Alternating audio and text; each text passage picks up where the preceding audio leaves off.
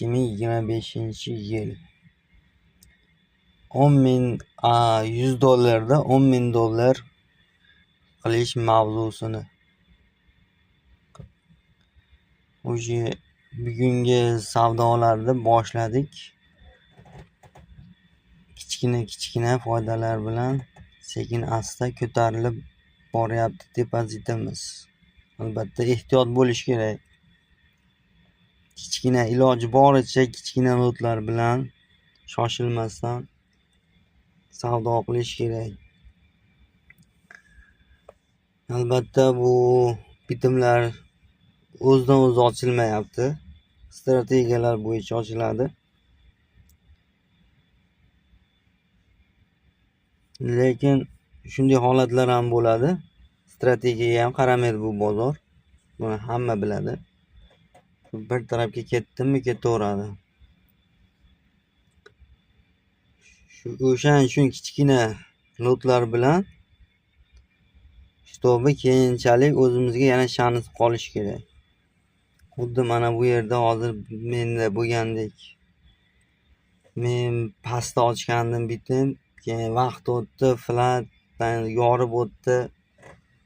O'zi yopishim kerak edi, lekin men yopmadim. Yana qo'shimcha davobga qildim. Xullas mana shu holatda ko'tarilib ketaveradi. O'shaning uchun kichkina lotlar bilan ochish kerak. Video hozir shu yerda to'xtaydi. U yog'ini zapis bo'lmagan, esdan chiqib qo'yilgan. Bu yog'ini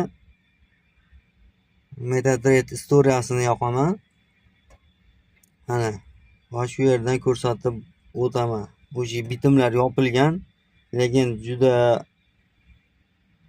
katta minusga chiqib qaytib tushdi. Bu yerda ochdim, bu yerda va hozir videoni oxirida ko'rdinglar. Mana bu 3 burchakni yorib o'tgandan keyin oxirgi mana shu 3-bitimda ochdim.